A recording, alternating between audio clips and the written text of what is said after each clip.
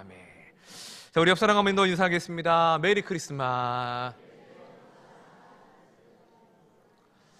네, 미리 크리스마스로 저희가 12월 첫 주부터 얘기했는데 이제 드디어 메리로 바뀌었습니다. 그죠? 자, 여러분 빈방 있습니까? 라는 연극을 아십니까? 우리나라에서 이 연극을 공연한 것이 1981년부터 시작이 되었는데 벌써 40년이 넘도록 매년 성탄절마다 공연이 되는 연극 중에 하나입니다. 자, 이 연극의 배경은 어느 교회의 고등부입니다. 성탄절을 맞아서 선극을 하게 되는데 그 선극의 내용이 바로 이 누가복음 2장의 말씀입니다. 요셉과 마리아가 해산할 때가 되어서 급히 여관의 방을 찾아 헤매는 그런 장면을 선극의 주된 장면으로 나타나고 있는 것입니다. 자, 연출을 맡은 선생님이 학생들에게 저마다의 배역을 줍니다. 그 무엇보다 요셉과 마리아가 주인공이고 또 하나의 중요한 배역이 있었는데 그것은 바로 여관 주인이었습니다. 선생님은 누구를 시킬까 하다가 덕구라는 친구에게 그 역을 맡기게 됩니다. 그런데 모든 학생들이 그 선생님의 말씀을 듣고 깜짝 놀라며 덕구가 할 수 있을까요? 라고 물었습니다. 왜냐하면 덕구는 발달 장애가 있는 그러한 친구였기 때문이죠. 하지만 여관 주인의 대사는 딱 하나였습니다. 빈방 없습니다. 이 짧은 대사 한마디였기 때문에 선생님은 충분히 할 수 있을 것이라고 여기고 친구들을 설득하여 모두가 한마음으로 연습에 임하게 됩니다. 드디어 발표회 당일이 되었습니다. 각자가 맡은 역할과 대사를 훌륭히 소화하며 이야기가 잘 전개되었습니다. 이제 마지막 장면에서 요셉과 마리아가 이리저리 여관방을 찾아다니다가 여관 주인 덕구를 만납니다. 그리고 요셉이 이렇게 묻습니다. 빈방 있습니까? 자, 그러면 덕구는 어떻게 대답해야 되죠? 빈방 있어요, 없어요? 없습니다 라고 답을 하면 됩니다. 그런데 덕구가 빈방 있습니까? 라고 하는 이 요셉의 말에 한참을 머물거리는 겁니다. 머리를 극적이고 어떻게 할지 몰라서 막 허둥지둥대면서 그리고는 자신도 모르게 한마디를 내뱉습니다. 우리 집에 빈방이 있긴 한데. 대본에도 없는 말을 혼잣말로 하는 겁니다. 야, 이거 큰일 났다. 요셉과 마리아는 큰 사건이 벌어진 것을 감지하고는 황급하게 빈방이 없다는 거죠 라고 하며 애드리브를 하고 돌아서려고 했습니다. 그런데 덕구가 그 요셉과 마리아를 붙잡고는 이렇게 말을 합니다. 마구간으로 가지 마세요. 우리 집에 빈방이 있습니다. 그리고는 모든 조명이 꺼지고 홀로 남은 덕구의 이런 고백이 이어집니다. 하나님, 제가 연극을 망쳤어요. 그런데 저는 거짓말을 할 수가 없었어요. 왜냐하면 저희 집에는 빈방이 있거든요. 예수님을 마구간에서 태어나시게 할 수는 없잖아요. 이런 고백이 끝나면서 연극이 마무리됩니다. 어리숙하지만 예수님에 대한 순수한 마음, 자신의 방이라도 내어드릴 수 있다라는 그 덕구의 마음과 대사가 그 연극을 보는 많은 사람들을 울렸습니다. 예수님에 대한 자신의 마음을 되돌아보게 만들었기 때문입니다. 사랑하는 성도 여러분, 여러분의 마음속에는 빈방이 있습니까? 우리를 위해 이 땅에 오신 예수님께 내어드릴 수 있는 방, 예수님이 머무시고 쉴 수 있는 그러한 공간, 그러한 방이 우리의 마음과 삶 가운데에 있습니까? 오늘 우리는 한 가지의 질문을 통해서 왜 예수님께서 마구간에서 나셔야 했는가? 왜 예수님이 구유에 누우셨는가? 라고 하는 그 질문에 대한 답을 통해 성탄의 의미를 생각해 보고자 합니다. 오늘의 말씀을 통해서 그것이 무엇을 의미하는지를 생각해 보고 예수님에 대한 우리의 마음과 우리의 신앙생활을 돌아볼 수 있는 그러한 시간이 되었으면 좋겠습니다. 우리 본문 2장 1절은 이렇게 시작합니다. 함께 읽겠습니다. 시작. 그때에 영을 내려 천하로 다 호적하라 하였으니. 자, 때는 아구소가 로마의 황제로 있을 때입니다. 그는 로마의 지배 아래에 있는 모든 곳에 호적하라 라고 하는 명령을 내립니다. 지금의 인구 조사와 같은 것입니다. 호적을 하는 이유는 세금 부과를 하기 위해서 또한 병역에 동원한 이들을 파악하기 위함이었습니다. 자, 이 호적에 중요한 특징이 하나 있는데 그것은 자신의 고향, 가족의 본거지로 돌아가서 해야만 했습니다. 그래서 3절을 보면 모든 사람이 호적을 위해 각각 고향으로 돌아갔다라고 말하고 있습니다. 그 왕의 말 한마디에 모든 사람이 대이동을 하는 그와 같은 진풍경이 벌어지게 된 것이지요. 이제 성경은 그 수많은 사람들 중에 요셉과 마리아를 주목합니다. 자, 우리 4절과 5절 말씀 읽어보겠습니다. 시작. 요셉도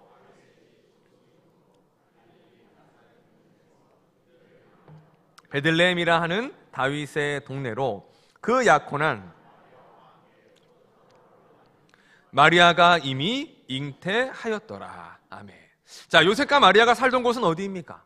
갈릴리 나사렛입니다. 근데 그들이 가야 될 고향은 어디냐? 베들레헴입니다. 왜 베들레헴이냐? 그곳이 요셉의 조상인 다윗의 동네이기 때문입니다. 나사렛은 이스라엘의 지도상 북쪽 갈릴리 호수가 있는 곳에 위치해 있습니다. 반면 베들레헴은 그보다 남쪽으로 약 130km 떨어져 있었습니다. 그 먼 거리를 이 만삭인 마리아와 함께 이동해야 했던 것입니다. 자, 그러면 왜 그들이 베들레헴으로 이동을 해야 했느냐? 표면적, 역사적으로 보면 황제의 명령이기 때문이죠. 하지만 더 깊은 의미가 그 안에 숨겨져 있는데 그것은 바로 약속과 말씀을 이루시기 위한 하나님의 섭리이자 일하심이었다는 것입니다. 자, 구약은 이 땅에 오실 메시아 예수님에 대해서 예언을 합니다. 가장 중요한 것은 그가 다윗의 후손이라는 것과 베들레헴에서 나실 것이라는 예언이었습니다. 자, 우리 미가서 5장 2절 말씀을 읽어보겠습니다. 시작. 베들레헴 에브라다야, 작을지라도 이스라엘을 다스릴 자가 내게서 내게로 나올 것이라. 그의 근본은 상고에 있느니라. 아멘. 자, 예수님이 어디에서 나셔야 합니까? 유대 땅 베들레헴입니다. 그런데 요셉과 마리아는 어디에 살고 있습니까? 베들레헴이 아닌 그 북쪽의 나사렛에서 살고 있습니다. 그래서 하나님은 아구수도 황제를 사용하셔서 요셉과 마리아가 나사렛을 떠나 베들레헴으로 이동하도록 만드시는 것입니다. 왜냐? 예언한 대로, 말씀하신 대로, 약속하신 대로 그곳에서 하나님의 아들이신 예수 그리스도가 탄생하도록 만드신 것입니다. 하나님은 세상의 모든 것을 사용하셔서 하나님의 약속의 말씀을 이루시고 성취하시는 역사의 주관자가 되신다라는 것을 보여주고 있는 것입니다. 예수님의 탄생 역시 우연히 벌어진 일이 아니라 철저하게 하나님의 계획대로 하나님의 일하심 속에서 모든 일들이 말씀대로 이루어졌음을 가르쳐 주고 있는 것이죠. 사랑하는 성도 여러분, 우리의 삶도 그렇습니다. 하나님은 주의 백성들을 향한 계획을 가지시고 그 일들을 이루어 가신다는 것입니다. 우리가 이 땅에 온 것도 우연이 아니고 우리가 이 땅을 살아가는 모든 삶의 순간순간마다 하나님은 우리를 향한 계획을 가지고 계시고 우리의 삶을 이끌어 가시며 하나님의 계획대로 우리의 모든 삶을 마침내 만들어 가신다는 것입니다. 그렇기에 우리의 삶에는 우연도 없고 실패도 없는 것이지요. 왜냐하면 우리 하나님께서 그 위대하신 하나님이 우리의 삶의 주관자가 되시기 때문입니다. 그 하나님을 믿고 바라는 우리 모든 성도들이 되시기를 주님의 이름으로 축원합니다. 자, 그렇게 해서 이제 요셉 일행이 베들레헴에 도착을 합니다. 그때 갑자기 마리아에게 산통이 옵니다. 요셉은 매우 다급하게 출산하고 머물 만한 여관의 방을 찾고자 했는데 하지만 어떠한 여관도 방도 구할 수 없었습니다. 그래서 결국은 어디에서 해산을 하게 됩니까? 가축들을 키우는 마구간입니다. 자, 이에 대해 성경은 이렇게 말씀합니다. 우리 7절 말씀 보겠습니다. 7절 시작. 첫 아들을 낳아 구유에 누였으니 이는 여간에 있을 곳이 없음이러라. 아멘. 자, 예수님이 왜 마구간에 나시고 구유에 누우셨습니까? 여관에 있을 곳이 없기 때문이라고 말씀하고 있습니다. 어떤 면에서는 이해가 되지 않는 대목입니다. 왜냐하면 앞서 우리는 하나님께서 로마의 황제까지도 사용하셔서 말씀대로 이루시는 역사의 주관자이심을 확인했기 때문입니다. 그런 하나님께서 마리아와 아기 예수님이 머물 만한 방을 준비를 안 하셨다, 못 하셨다. 이건 뭔가 이해가 되지 않는 이상해 보이는 부분이라는 것입니다. 자, 그렇다면 우리가 주목해야 될 것이 있는데, 누가복음이 말하는 이 여관에 있을 곳이 없음이러라 라고 하는 이 말씀이 어떠한 의미인가를 우리가 생각해 보아야 한다는 것입니다. 이것은 단순히 방이 없다라는 차원의 말이 아닌 것입니다. 이것은 그 당시 누구도 이 땅에 오시는 메시아이신 예수님을 받아들일 준비가 되어 있지 않았다라는 것을 의미하는 것입니다. 더 정확하게 말하면 예수님을 영접하지 않았고 오히려 예수님을 거부한 당시의 세상과 사람들을 표현하고 있는 것이죠. 이에 대해 한 신학자는 이렇게 말을 했습니다. 예수를 위한 방이 있었다면 그것은 십자가뿐이었다. 예수께서는 사람들의 마음속에 들어가시고자 했지만 입구를 찾을 수 없었다. 방이 없어서가 아니라 예수님을 받아들이고 영접할 마음의 준비와 상태가 되지 않았다라는 것을 보여주고 있다는 것이죠. 실제로 예수님의 탄생의 이야기를 보면 우리는 그 사실을 확인할 수 있습니다. 성탄에 대한 기록은 마태, 누가, 요한복음에 기록되어 있습니다. 각 복음서마다 형식과 초점이 조금씩 다릅니다. 하지만 공통적으로 말하는 부분이 있는데, 당시 세상의 모든 사람들이 예수님의 오심을 원하지 않았다는 것이고 완강히 거부하기까지 했다라는 사건을 기록하고 있다는 것입니다. 마태복음을 생각해 보겠습니다. 마태복음에는 예수님의 탄생에 대한 예고가 동방의 박사들에게 별을 통해서 주어지게 됩니다. 자, 여기서 문제 하나 드리겠습니다. 여러분, 동방 박사는 몇 명일까요? 3명. 자, 3명이라고 생각하시면 손 들어보세요. 3명. 2명이다. 없으세요? 1명.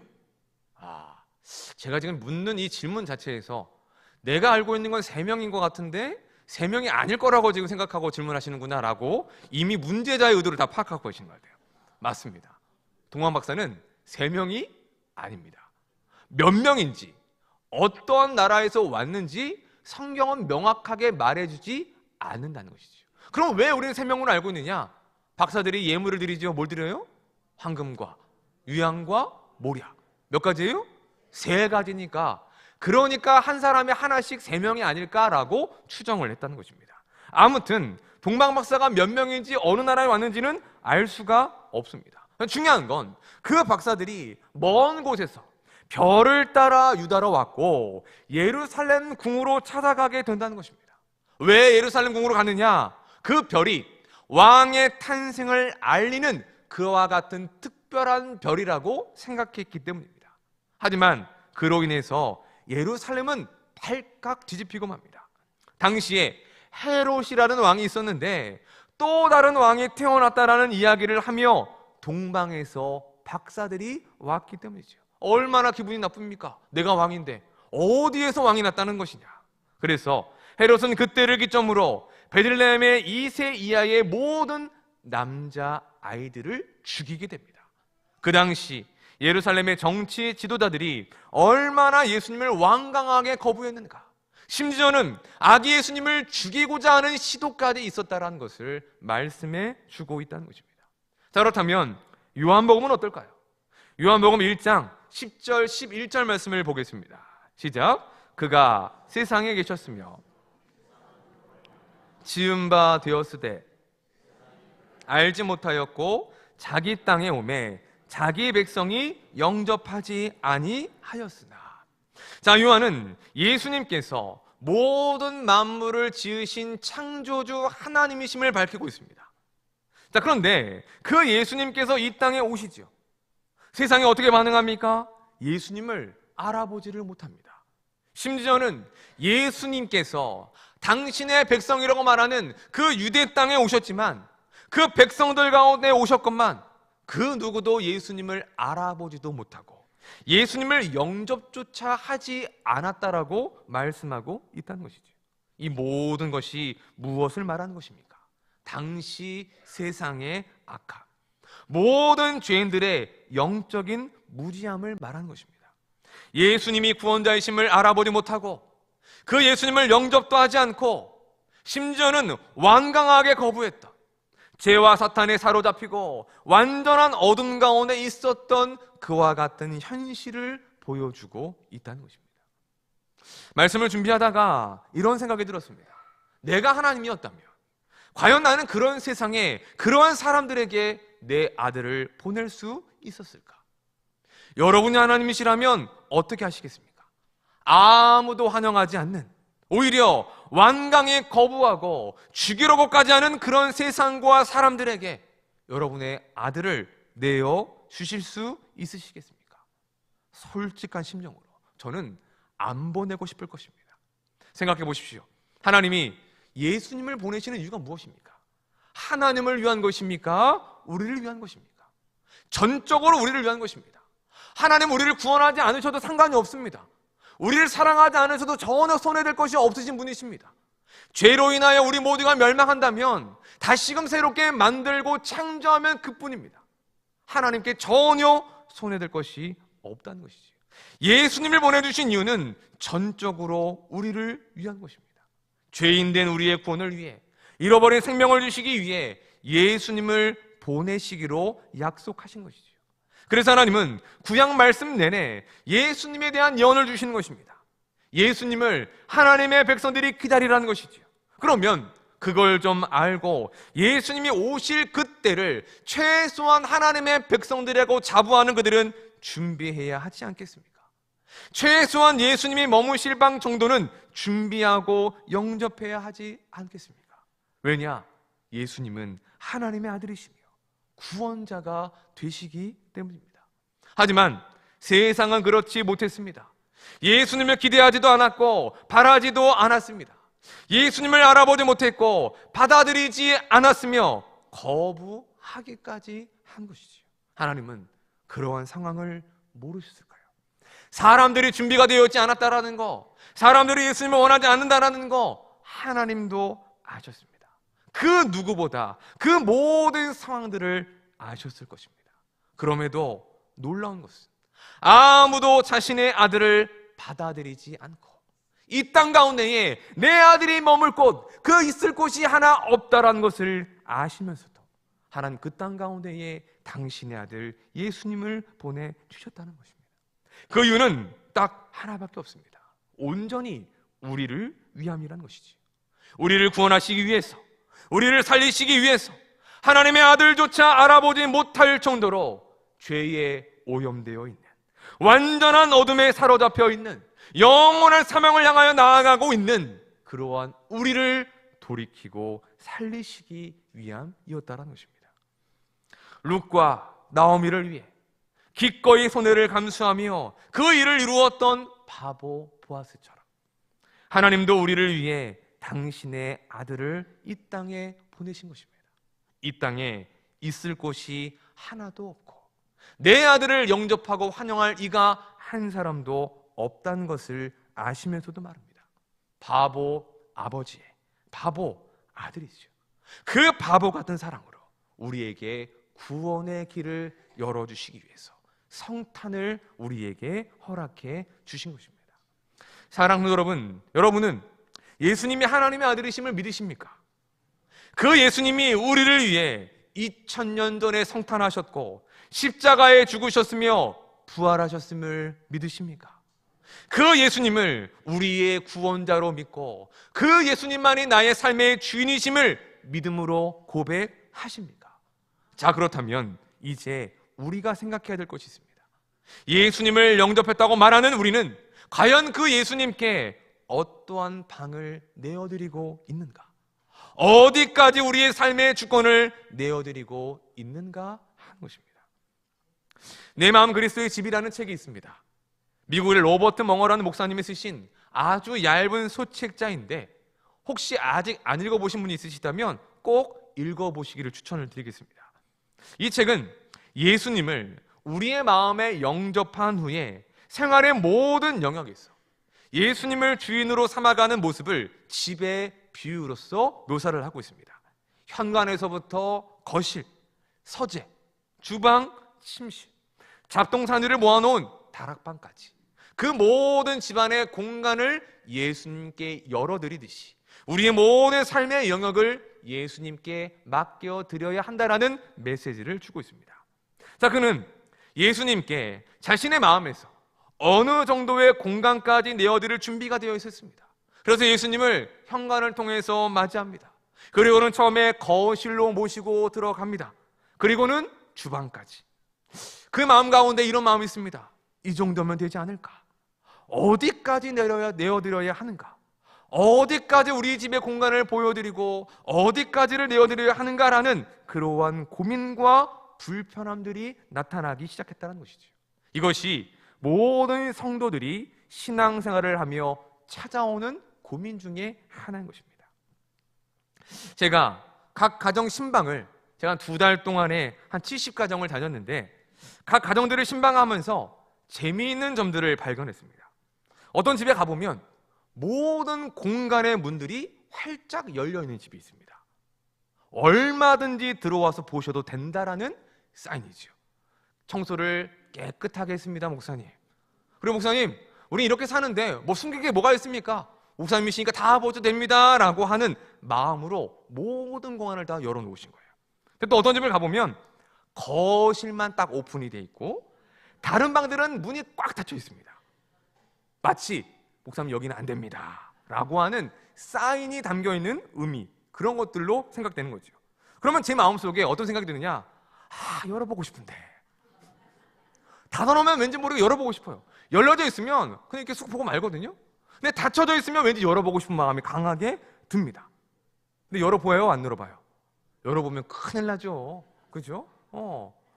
그렇게 며느리들이 시어머님 오셔갖고 뭐 냉장고 열어보는 것도 난리라는데 목사가 가가지고 망문 열어봤다가는 어떤 일이 벌어질지 어떻게 합니까? 그래서 너무 열어보고 싶은 마음은 굴뚝 같은데 참습니다. 그런 이런 마음을 가지고 있습니다. 지금은 너무 큰 실례니까 조금 더 친해지고 난 이후에 내년 신방에는 꼭 열어보리라, 그런 마음으로 돌아왔습니다. 자, 우리가 예수님께도 그럴 수 있다는 거죠.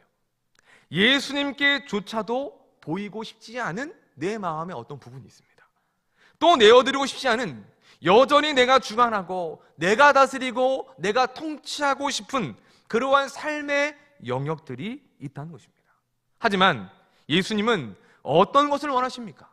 그 모든 공간까지 다 열어드리고 다 내어드리기를 원하신다는 것입니다. 그리고 이 책의 인물이 결국은 그 모든 공간을 예수님께 내어드리는데 비로소 모든 삶의 질서가 회복되고 하늘의 평안이 임하게 된다라고 고백하며 마무리됩니다. 이 책 말미에 이런 글이 있습니다. 한번 함께 보이시는 대로 읽어보겠습니다. 시작. 그리스도께서 당신의 마음 속에서도 모든 것의 주인이 되기를 바랍니다. 다시 한번 읽어보겠습니다. 시작. 그리스도께서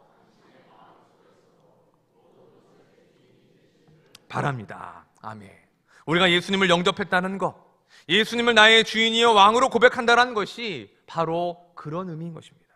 예수님을 내 마음의 수많은 공간 중에 일부가 아니라 모두를 내어드리는 것입니다. 거기까지 해야 우리는 진정으로 예수님을 나의 주인과 나의 왕으로 고백하고 믿는다라고 말할 수 있는 것입니다. 사랑하는 성도 여러분, 오늘의 말씀을 통해서 우리의 모습을 돌아봤으면 좋겠습니다. 2000년 전 세상은, 2000년 전 수많은 사람들은 예수님을 알지도 못했고 환영하거나 영접하지 않았습니다. 그래서 하나님의 아들이시며 구원자이신 예수님이 있을 곳이 없어, 머무실 곳이 없어 마구간에서 나시고 구유에 누우신 것입니다. 우리는 어떻습니까? 지금 우리는 우리의 구주이시며 왕이시며 주인이신 예수님을 어떻게 대하고 있습니까? 그 예수님께 어떠한 방을, 어떠한 공간을 내어드리고 있습니까? 혹 예수님이 우리의 마음에 있을 곳이 없으신 것은 아닙니까? 내 안에 나로 가득 차 있어서, 내 안에 세상의 것들로 너무나 가득 차 있어서 예수님이 내 마음의 보좌가 아닌, 주인이 아닌 구석 어딘가에 방치되어 있지는 않은지 우리의 모습을, 우리의 삶을 돌아보았으면 좋겠습니다. 바라기는 우리의 삶에서 가장 중요한 주인과 왕의 자리에 예수님을 모시어 드릴 수 있는 삶이 되시기를 주님의 이름으로 축원합니다.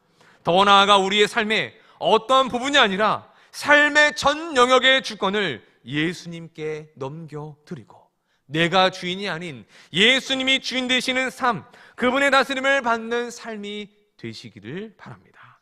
말씀을 정리하겠습니다. 지금 우리는 다시 오실 예수님을 기다리고 있습니다. 우리의 구원을 완성하실 그 종말의 때, 영원하고 완성된 하나님의 나라가 임하는 때, 그때는 만왕의 왕이신 예수님이 이 땅에 다시 오실 때에 이루어지게 될 것입니다. 그래서 예수님의 승천 이후의 모든 성도들은 바로 그날, 그때 예수님의 다시 오심을 기다리며 소망하고 살아가는 것이죠. 예수님이 언제, 어떤 모습으로 재림하실지 우리는 알 수 없습니다. 다만 성경은 우리가 어떠한 태도와 어떠한 모습으로 예수님을 맞을 준비를 해야 되는지에 대해서 말씀해 주실 뿐입니다. 그 준비가 무엇입니까? 예수님을 나의 구주, 나의 하나님으로 믿는 것입니다. 예수님을 나의 삶의 주인이요 왕으로 인정하는 것입니다. 그 믿음으로 예수님께서 우리의 모든 삶의 영역을 다스리시도록 순종하는 것이죠. 오늘 말씀의 표현으로 하면 예수님께서 우리의 삶에 거하실 방을, 그 공간을, 주인 되어주시는 그 자리를 내어드리는 것, 바로 그것이 예수님의 재림을 기다리고 소망하는 성도들의 삶이 되어야 하는 것입니다. 사랑하는 성도 여러분, 예수님이 다시 오실 그때는 우리의 삶 가운데에 있을 곳이 많으셨으면 좋겠습니다.